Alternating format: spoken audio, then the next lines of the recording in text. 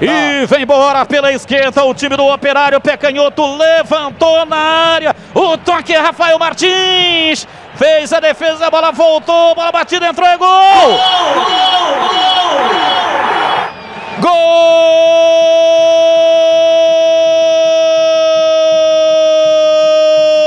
do Operário!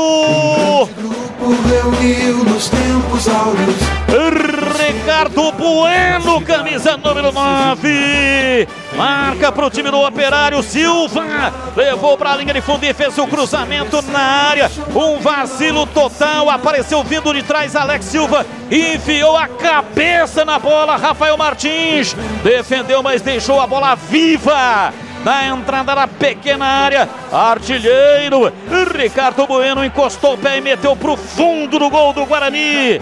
Ricardo Bueno, camisa 9. Diminui no Couto Pereira. Guarani 4, Operário 2. E o detalhe do gol é seu, Marcos Luiz. Tipo de bobeada que jamais poderia ter acontecido, Batista. Até porque foi uma jogada de contra-ataque na inversão do lado. E aí, cruzamento do Silva. Quem apareceu ali na frente do goleiro do Guarani, o Alex Silva, ele acabou cabeceando, defesa do Rafael Martins. E na sequência, o artilheiro Ricardo Bueno, livre, acabou diminuindo, faz o segundo do Operário no Couto Pereira.